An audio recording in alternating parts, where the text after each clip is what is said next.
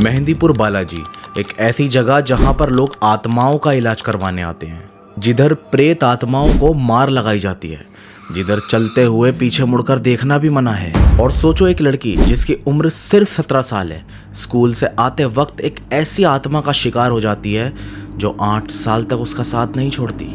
और आज की ये कहानी एक ऐसा मोड़ लेगी जो आपको मेहंदीपुर बालाजी ले जाएगी, क्योंकि कुछ आत्माएं, स्पिरिट्स इतनी खौफनाक होती हैं ना, जो आपका साथ छोड़ने का नाम नहीं लेती। आज की ये कहानी हमारे ही एक सब्सक्राइबर विशाल पाठक ने हमें भेजी है। और अगर आपकी ज़िंदगी में भी ऐसी कोई खौफनाक सच्ची कहानी है तो आप हमें इस इंस्टाग्राम पर भेज सकते हैं। तो दोस्तों, ये कहानी है साल 1990 की, जब एक लड़की थी जिसका नाम था सोनाली, जो 12th क्लास की स्टूडेंट थी। अब स्कूल से आते टाइम ना वहाँ पर ना एक बर्फ़ का गोले वाला खड़ा हुआ करता था। वो गोले वाला एक पीपल का पेड़ था, उसकी छाँव में नीचे खड़ा हुआ करता था। उस पीपल के पेड़ की पूजा भी करी जाती थी। लोगों का ये कहना था कि रात के समय ना उस पीपल के पेड़ के पास कोई आता जाता नहीं है। सोनाली भी रोज़ वहाँ पर रुकती थी, बर्फ़ का गोला खाती थी। लेकिन कहते हैं ना कि कुछ चीज़ें ऐसी होती हैं कि अगर आज तक हमारी ज़िंदगी में नहीं हुई है ना, तो ज़रूरी नहीं कि वो आगे भी नहीं होंगी। सारे दिनों की तरह उसकी ज़िंदगी में वो दिन भी एकदम नॉर्मल था। वो वहाँ से जाती है, वहाँ रुकती है, बर्फ़ का गोला खाती है। लेकिन पता नहीं था कि उस पेड़ पर उस दिन क्या ऐसी खौफनाक चीज़ थी जो सोनाली पर हावी हो जाएगी। उस दिन सोनाली वहाँ रुकती है, बर्फ़ का गोला खाती है और अपने घर पर आ जाती है। और घर पर आने के बाद ना, जैसे उस दिन के बाद से सोनाली ना चेंज होने लगी हो। क्या क्या चेंजेस थे मैं आपको बताता हूँ। सबसे पहला जो चेंज आया था सोनाली के अंदर, सोनाली अकेले रहने लग गई थी। अकेला रहना उसको पसंद था, अकेले रहने लग गई थी, कम बोलना शुरू कर दिया था। और सबसे अजीब बात, वो रातों में जागती थी, सोती नहीं थी। कोई भी पर्सन अगर दिन भर जाग रहा है तो रात में उसको ऑब्वियसली नींद आएगी, लेकिन सोनाली सोती नहीं थी, रात भर जागती थी। कई बार उसके पेरेंट्स ने भी नोटिस किया कि सोनाली तुम अब तक सोई क्यों नहीं। सोनाली कोई जवाब नहीं देती थी। उनको लगा शायद सोनाली किसी बात से डिस्टर्ब है। उन्होंने पूछने की भी कोशिश करी, सोनाली ने कुछ जवाब नहीं दिया। लेकिन ये चेंजेस सोनाली के अंदर यहाँ तक भी रुके नहीं, कुछ और भी चेंजेस सोनाली के अंदर होने लगे, जिससे उसके पेरेंट्स को यकीन होने लगा कि ये चीज़ कोई पैरानॉर्मल एक्टिविटी है। सोनाली को ना उल्टा लटकने की आदत हो गई थी, उल्टा लटकने की। जैसे वो बेड पे लेटी हुई है तो पैर उसके बेड के ऊपर रहते थे और धड़ नीचे लटका रहता था। सोफे पे बैठती थी तो भी लेटी रहती थी, उसका धड़ नीचे लटका रहता था। मतलब ऐसी थी नहीं सोनाली, लेकिन वो ऐसी हरकतें करने लग गई थी कि घर वालों को ये लग रहा था कि सोनाली को हुआ क्या है। पढ़ाई में मन ना लगना, स्कूल ना जाना, सब कुछ छोड़ दिया था सोनाली ने। और एक अननेचुरल सी पावर आ गई थी सोनाली के अंदर। लाइक उसका वेट मात्र 45 केजी था उसका, सिर्फ 45 किलो। और एक 45 साल की लड़की के लिए बहुत भारी चीज़ें उठाना पॉसिबल नहीं होता, या किसी भी भारी चीज़ को सरकाना। सोनाली को जब एग्रेशन आता था ना, गुस्सा आता था, तो वो कोई भी भारी सामान उठा के लिटरली फेंक देती थी। जब ये सब होता रहा ना, तो एक दिन सोनाली के फादर को भी गुस्सा आ गया था। और जब उन्होंने उसको डांटा ना, तो सोनाली ने उनको ऐसा धक्का दिया कि वो सीधा दीवार में जाके लगे।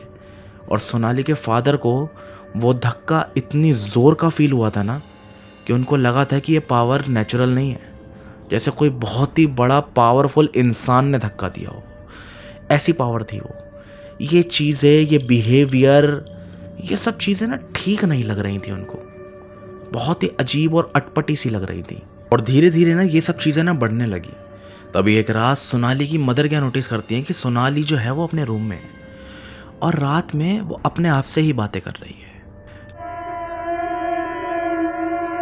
लेकिन वो बातें उस लैंग्वेज में नहीं थी जो सोनाली की मदर टंग थी। वो लैंग्वेज ना कोई अननोन लैंग्वेज थी, जो सोनाली की मदर की भी समझ नहीं आ रही थी। मतलब एक लड़की जिसको वो सब आता ही नहीं है, वो लैंग्वेज पता ही नहीं है, वो उस लैंग्वेज में बात कर रही है। ये चीज़ ना हिला के रख दी थी सोनाली की मदर को कि ये ऐसा हो क्यों रहा है सोनाली के साथ। अब कोई भी पेरेंट्स होगा तो वो डिस्टर्ब तो हो ही जाएगा। यही सब चीज़ें चल रही होती हैं, बहुत ही पैरानॉर्मल सी एक्टिविटीज़ होने लगती हैं। कई बार रात को सोनाली अकेली छत पे निकल जाती थी। रात को 2 बजे 3 बजे वह छत पे खड़ी हुई है, कोई है नहीं। कितनी बार उसके पेरेंट्स उसको छत से नीचे पकड़ के लाए। ऐसी चीज़ें किसी के साथ भी होंगी तो ऑब्वियसली उसके फैमिली वाले डर जाएंगे। तभी उनके फैमिली वालों ने, रिलेटिव्स ने बहुत लोगों का एड्रेस दिया कि आप इस पंडित को दिखा लो। उन्होंने काफ़ी पंडित को दिखाया, उन्होंने मौलवियों को दिखाया, उन्होंने कोई ऐसा रिलीजन नहीं छोड़ा जिनके धर्म गुरु को दिखाकर सोनाली ठीक हो जाए। लेकिन सोनाली के ऊपर ना कोई फ़र्क नहीं पड़ रहा था। धीरे धीरे कर कर साल गुजरते गए, नो रिजल्ट। हर जगह उन्होंने दिखा लिया, कोई भी फ़र्क नहीं पड़ा। लेकिन 2 हादसे ना बहुत ही अटपटे से हुए थे। पहला हादसा, एक पंडित सोनाली के पास गया था, उसी के घर में, उसी के रूम में। उसने कहा था कि मुझे ना एक क्रिया करनी पड़ेगी, आप सब बाहर ही रहो। वो रूम में जाता है सोनाली को ठीक करने। 1 घंटा बीत जाता है, 2 घंटे बीत जाते हैं, काफ़ी देर हो जाती है। सोनाली के घर वालों को चिंता सताने लगती है और जब वो गेट खोलते हैं ना तो अंदर वही पंडित मरा हुआ मिलता है। और यही सिनेरियो एक मौलवी के साथ भी हुआ। 2 लोगों की मौत तक हो चुकी थी सोनाली को ठीक करने की वजह से। लेकिन दोस्तों, यहाँ तक तो चीज़ें आपको इतनी अटपटी नहीं लगी होंगी। आगे जो मैं आपको बताने वाला हूँ ना, वो सुन के आपकी रूह तक कांप जाएगी। आगे होता क्या है कि 8 साल गुजर जाते हैं इन सब चीज़ों को। सोनाली ठीक नहीं होती। उसके घर वाले भी इस चीज़ को एक्सेप्ट कर चुके होते हैं कि शायद सोनाली अब ठीक नहीं होगी, सोनाली हमेशा ऐसे ही रहेगी, जैसे उसके अंदर कोई हो और वो बाहर ही नहीं निकलना चाहता हो। तभी सोनाली के पापा के एक फ्रेंड होते हैं। वो कहते हैं कि तुम्हें ना आगरा जाना चाहिए। आगरा में एक बहुत ही मशहूर पंडित हैं जो काफ़ी सालों से लोगों का इलाज करते हैं। जो लोग कहीं पे ठीक नहीं होते ना, वो उनके पास जाकर ठीक हो जाते हैं, ऐसे उनको एडवाइस देते हैं। अब सोनाली के पापा जब ये बात सुनते हैं ना, वो कहते हैं कि हाँ मैं ज़रूर जाऊँगा। और एक बात और, सोनाली जो थी ना, वो काफ़ी रिच फैमिली से थी। उसके पापा का बहुत बड़ा बिजनेस था, काफ़ी पैसे वाले थे वो लोग। सोनाली के फादर कहते हैं कि मैं वहाँ ज़रूर जाऊँगा, चाहे वो कितनी भी रकम मांगे। अगर वो मेरी बेटी को ठीक करने के लिए रेडी होंगे ना, मैं उनको मुँह मांगी रकम दे दूँगा। वो अगले दिन ही आगरा के लिए निकल जाते हैं। 11-12 बजे के आसपास वो आगरा पहुँचते हैं। वो उन पंडित का एड्रेस ढूंढते ढूंढते फाइनली उनके घर तक पहुँच जाते हैं। वहाँ पर पहुँचने के बाद वो नॉक करते हैं। तभी एक जवान सा लड़का, जो वो भी पंडित ही होता है, वो बाहर निकलता है। कहता है हाँ जी कौन? कहते हैं कि मेरी ऐसे ऐसे बेटी है और मैंने आपके बारे में बहुत सुना है, क्या आप उसका इलाज कर सकते हो? मैं दूसरे शहर से आया हूँ, आप जो कीमत बोलोगे मैं देने को तैयार हूँ। तभी वो लड़का बोलता है, कहता है मैं नहीं, मेरे पापा इलाज करते थे और अब उनकी उम्र काफ़ी ज़्यादा हो चुकी है। अब उनके अंदर उतनी शक्ति नहीं है कि वो इतनी दूर ट्रैवल कर सके और इन सब चीज़ों का इलाज कर सके। वो अभी काफ़ी बीमार भी चल रहे हैं। अब सिर्फ मैं ही हूँ जो इन सब चीज़ों का इलाज करता हूँ, वो भी मैं कहीं जाता नहीं हूँ, अपने घर में ही इलाज करता हूँ, मेरे पास यहाँ पर लोग आते हैं। तभी वो कहता है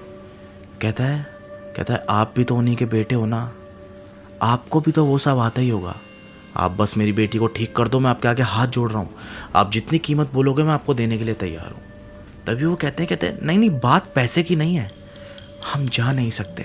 हमारे जो बाबूजी थे ना, वो बहुत महारत हासिल करी थी उन्होंने इन सब चीज़ों में, लेकिन मैं अभी उस काबिल नहीं हूँ।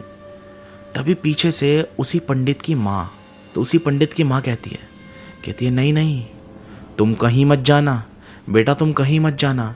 क्योंकि उन्होंने भी ना अपनी ज़िंदगी में ना ऐसी चीज़ें झेली होती हैं। शुरुआत से ही यही सब देखना कि मेरे पति भी इन सब चीज़ों का इलाज करते थे, घर में अजीब अजीब चीज़ों का आना, तो वो थोड़ा डर रही थी कि मेरे बेटे के साथ कोई हादसा ना हो जाए, मेरा बेटा इतनी दूर जाए, कोई हादसा ना हो जाए। तभी वो उसके आगे हाथ जोड़ने लगता है, गिड़गिड़ाने लगता है। कहता है मेरी बेटी 8 साल से परेशान है, 8 साल से, और कोई इसका इलाज नहीं कर पाया है। मैंने आपका काफ़ी नाम सुना है, प्लीज़ आप मेरे साथ चलो, मैं आपको जाने का किराया दूंगा, आने का किराया दूंगा, आपको इनाम दूंगा, आपको मुंह मांगी रकम दूंगा। काफ़ी ज़्यादा बोलने के बाद, मुशक्क़त करने के बाद वो राज़ी हो जाता है।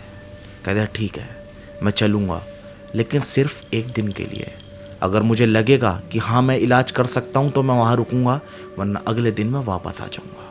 और फाइनली वो लोग आगरा से दिल्ली के लिए निकल जाते हैं। एक्चुअली ये लोग दिल्ली के रहने वाले थे। तभी वो उनके घर के पास पहुँचते ही हैं और तभी सोनाली के फादर, जो उस पंडित को वहाँ से लेके आए थे, उन पंडित से कहते हैं पंडित जी आप घर में तो जा रहे हो, लेकिन मैं आपको ना एक बात बताना चाहता हूँ जो मैंने आपको बताई नहीं थी। वो कहते हैं क्या? कहते हैं आपसे पहले भी ना 2 लोग आ चुके हैं यहाँ पर, और वो भी सोनाली को ठीक करने गए थे, लेकिन उन्होंने अपनी जान गंवा दी थी। उनकी लाशें निकली थी रूम से बाहर। ये बात सुन के वो थोड़ा छटपटा जाते हैं, हैरान हो जाते हैं। कहते हैं ये बात तुमने मुझे पहले क्यों नहीं बताई। उनके मन में भी ना थोड़ा थोड़ा सा डर बढ़ जाता है कि यार इतनी बड़ी बात तुमने मुझसे छुपाई क्यों। वो कहता है कि अगर मैं आपको ये बात बता देता ना तो शायद आप मेरे साथ आने से इनकार कर देते। मैं चाहता हूँ आप मेरी बेटी का इलाज करें। यही सब बातें होती हैं, वो राज़ी करते हैं। वो कहते हैं ठीक है, मैं अपनी जान पे खेल कर उसको बचाने जाऊँगा। वो ऊपर जाते हैं, सोनाली रूम में बिल्कुल अकेली होती है। उसके रूम में एंटर हो जाते हैं। वो उसकी तरफ देखते हैं, वो चुपचाप साइलेंट एक जगह बैठी होती है। उसका शरीर जैसे उसके शरीर का किसी ने सारा खून ही निकाल लिया हो। उसकी उम्र अब 25 से 26 साल हो चुकी थी। उसके शरीर में जैसे हड्डियां दिख रही हों, इतनी कमज़ोर हो चुकी थी वो। आंखों के नीचे काले काले घेरे, बहुत ही अजीब क्रीपी सी लग रही थी। तभी वो पंडित जी अंदर जाते हैं और उससे कहते हैं कि मैंने तुम्हारे बारे में बहुत सुना है, मैं तुमसे मिलने आया हूँ। तभी सोनाली उनकी तरफ देखती है और उसके अंदर से एक अजीब सी आवाज़ निकल रही होती है, जैसे वो किसी लड़की की आवाज़ ना हो, किसी आदमी की आवाज़ हो। सोनाली उनकी तरफ देखती है और कहती है तुम मेरे बारे में सुन के नहीं, मुझे पता है तुम क्यों आए हो, और तुमसे पहले भी यहाँ पर तुम्हारे जैसे बहुत लोग आ चुके हैं। क्या करोगे? पंडित हो, मंत्र पढ़ोगे, क्रिया करोगे, या फिर मौलवी हो, दुआएं पढ़ोगे? ऐसे बात कर रही होती है। और सोनाली के अंदर से जो आवाज़ आती है ना, सोनाली इतनी बड़ी बात कहती है कि सबके रोंगटे खड़े हो जाते हैं। सोनाली कहती है इन सब चीज़ों में मैंने महारत हासिल कर रखी है। मुझे हर जाप आता है, हर मंत्र आता है, हर दुआएं आती हैं। क्रिश्चियन हो क्या, बाइबल भी पढ़ रखी है मैंने। मेरी उम्र 300 साल है और इसके शरीर में मैं 8 साल से हूँ। और वो हर मंत्र पढ़ना चालू करती है और ज़ोर ज़ोर से हंसने लगती है। यही पढ़ने वाले थे ना तुम? ये चीज़ उन पंडित को हिला कर रख देती है कि ये आत्मा कोई आम नहीं है। ये साया बहुत ही ज़्यादा पावरफुल और ख़तरनाक है। उनको अंदाज़ा हो जाता है कि मेरे से पहले जो 2 लोग आए थे वो क्यों मरे थे। वो समझ जाते हैं कि इसका इलाज करना ठीक नहीं है।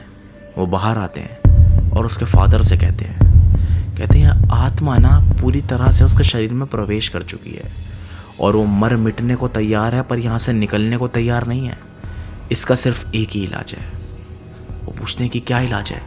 कहते हैं इसको मेहंदीपुर बालाजी ले जाओ। लेकिन हाँ, हर इंसान वहाँ से ठीक हो जाता है, लेकिन ये पहले से ही बहुत ज़्यादा कमज़ोर और 8 साल तक उसने इस पर राज कर रखा है। कहीं ऐसा ना हो कि वहाँ पे जाओ और इसको अपनी जान भी गंवानी पड़े। मतलब वो सीधा सीधा ये कह रहे होते हैं कि ये तुम्हारा लास्ट ऑप्शन है, या तो तुम वहाँ पे जाओ, तुम्हारी बेटी ठीक हो जाएगी, या फिर अपनी जान दे देगी। सोनाली को मेहंदीपुर बालाजी ले जाया जाता है और कहा यह भी जाता है कि वहाँ पर एक जगह है जिसे कहते हैं प्रेतराज सरकार। उस जगह पर इन सब चीज़ों का, पैरानॉर्मल एक्टिविटीज़ का इलाज होता है। वहाँ पर सिर्फ नॉर्मल लोग नहीं, ऐसे लोग भी होते हैं जिन पर एंटिटीज़ हावी होती हैं। वहाँ जब लोग जाते हैं ना तो चीखने की, चिल्लाने की, अजीब अजीब चीज़ें देखने को मिलती हैं। और कहा यह भी जाता है कि उस जगह पर जब आप चलते हो ना और पीछे से कोई आपका नाम पुकारे तो आपको पीछे मुड़ के नहीं देखना, क्योंकि पता नहीं है कि कौन आपका नाम पुकार रहा है।